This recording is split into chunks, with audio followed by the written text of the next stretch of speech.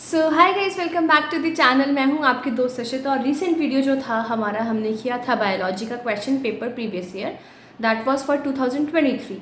तो आज हम करने वाले हैं second part, that is chemistry. तो आज हम केमिस्ट्री कंप्लीट करेंगे एंड आपको इस वीडियो से आइडिया हो जाएगा कि किस तरह का लेवल रहता है केमिस्ट्री का।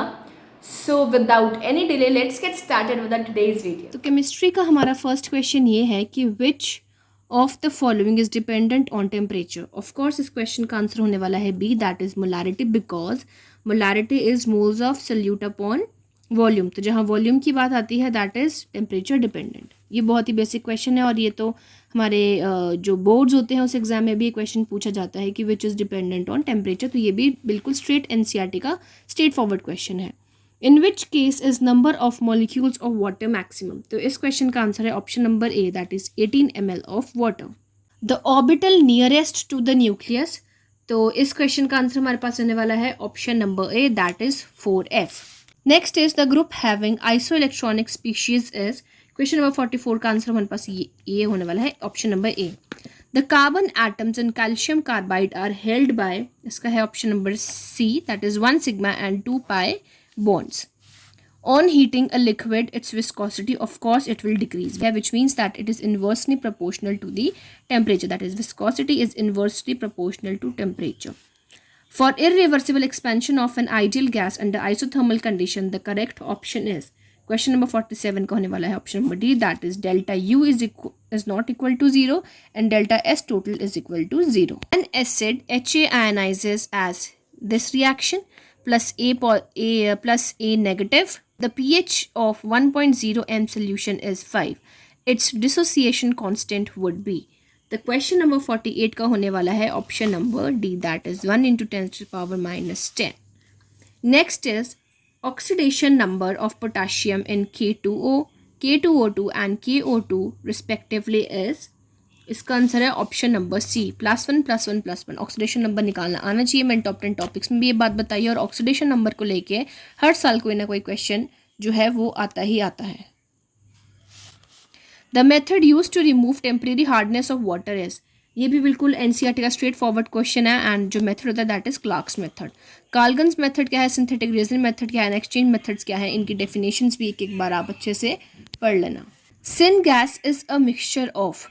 तो सिन गैस हमारा मिक्सचर होता है carbon monoxide and H2। Next है मैच द कंपाउंड, इसमें मैच द कॉलम करना है। जो करेक्ट ऑप्शन है वो हमने देखना है।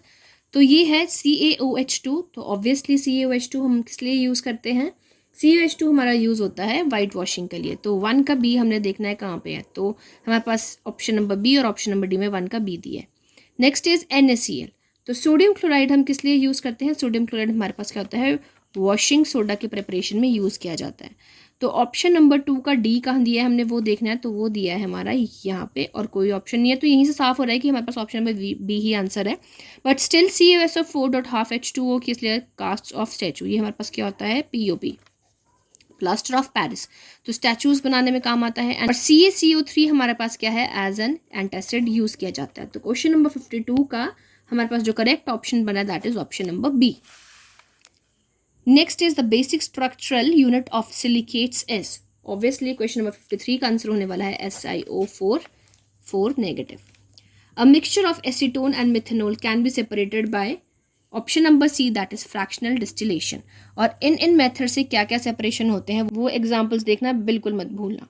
व्हेन ब्यूट-2-ine is treated with sodium in liquid ammonia it forms trans-but-2-ene is formed. Next is the main contributor of acid rain is. Acid rain का main contributor क्या है, obviously H2SO4. Next is chlorobenzene when treated with sodium in dry ether gives diphenyl. It is a Fittig reaction. ये बहुत basic question है, बहुत बार पूछा जाता है।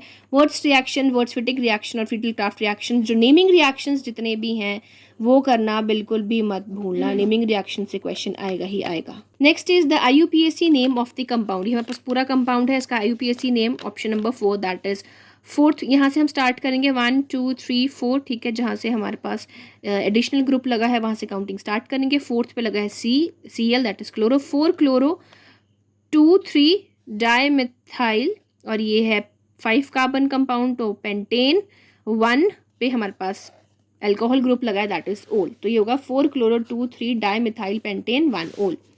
Next is decarboxylation of sodium benzoate on heating with soda lime gives. Question number 59 का answer होने वाला है option number A, that is benzene. Which of the following can not be prepared by Sandmeyer's reaction, तो that is iodobenzene. और जो हमारे पास Sandmeyer reaction होता है उसमें क्लोरोबेंजीन और ब्रोमोबेंजीन दोनों बनते हैं, लेकिन आइडोबेंजीन नहीं बनता है। नेक्स्ट इज रिकेट्स में B caused by the deficiency of which vitamin, that is vitamin D. किस किस विटामिन की डेफिशिएंसी से क्या क्या डिजीजेज होती है वो पता होनी चाहिए, उनके साइंटिफिक नेम्स भी पता होने चाहिए कि विटामिन ए को क्या बोलते हैं, विटामिन सी को क्या बोलते हैं, विटामिन बी को क्या बोलते हैं, विटामिन डी का हमारे पास क्या नाम है। Curdling of milk is an example of obviously denaturation of proteins. The compound that causes general antidepressant action on the central nervous system belongs to the class of, तो इसमें हमारे पास जो रहेगा that is tranquilizers। एनाल्जेसिक्स क्या है, narcotic analgesics क्या है और एंटीहिस्टामिन्स क्या है, इनके एग्जाम्पल्स क्या है वो भी करना बिल्कुल मत भूलना। Which of the following is not an antipyretic? Obviously chloramphenicol antipyretic drug नहीं है, बाकी पैरासिटामोल, एस्पिरिन एंड फिनेसिटिन जो हमारे पास हैं वो सारी antipyretic drugs हैं। The unit of rate constant is same as that of the rate of reaction for obviously that is zero order reaction। First order, second order, half order सभी reactions के बारे में आपको पता होना चाहिए कि रेट कांस्टेंट हमारे पास क्या रहता है। तो इस क्वेश्चन में भी हमें मैच द फॉलोइंग करना है। डायलिसिस किसके लिए यूज होता है, डायलिसिस यूज फॉर प्योरिफिकेशन। तो 1 का 4, P का 4 कहाँ कहाँ बैठ रहा है, that is option number A, option number B and option number C, तीनों में हमारे पास P का 4 आ रहा है। अब नेक्स्ट हम देखेंगे पेप्टाइजेशन कहाँ किया जाता है। सो पेप्टाइजेशन हमारा होता है कोलाइडल सोल्यूशन की फॉर्मेशंस में। तो Q का 3 हमने देखना है कहाँ पे है, तो वो हमारा ऑप्शन नंबर बी में ही है। तो ऑब्वियसली यहाँ से पता लग रहा है कि क्वेश्चन नंबर जो ऑप्शन बी है वो इसका आंसर है, लेकिन हम आगे ऑप्शंस देख लेंगे। Emulsification obviously cleansing action of the soap and electrophoresis हमारा किसके लिए यूज़ किया जाता है, इलेक्ट्रोफोरेसिस यूज फॉर द कोagulation। तो इसका हमारे पास सही ऑप्शन बैठेगा option number B. Next is cinnabar is an ore of, बहुत ही इंपॉर्टेंट क्वेश्चन है और इसका आंसर हमारे पास होने वाला है Hg, दैट इज मरकरी। और ये ओर्स वाला टॉपिक बहुत ज़्यादा इंपॉर्टेंट है, मैंने टॉप 10 टॉपिक्स में भी बताया है कि आपको ओर्स तो पढ़ने ही पढ़ने हैं, और देखो ओर से क्वेश्चन आता ही आता है। Shape of XeF4 is square planar, इसकी हमारे पास शेप रहती है। Next is the electronic configuration of the copper is, electronic configuration निकालना आना चाहिए और इसका आंसर है AR3D104S1। So now is the last question of the chemistry जिसमें है which of the following is hexadentate ligand।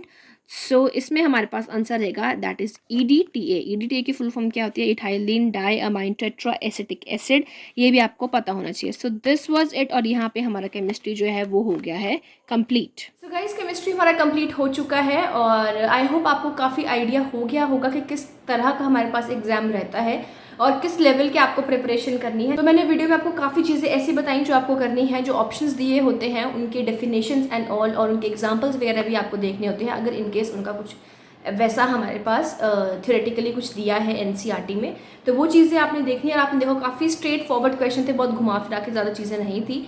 तो PDF जो है उसका लिंक मैं डिस्क्रिप्शन बॉक्स में दे दूँगी, आप केमिस्ट्री का पेपर से व्यू कर सकते हैं। एंड बाकी जो प्रीवियस अगर आप देखना चाहते हैं तो उन सब वीडियोज़ के लिंक भी मैं डिस्क्रिप्शन बॉक्स में दे दूँगी।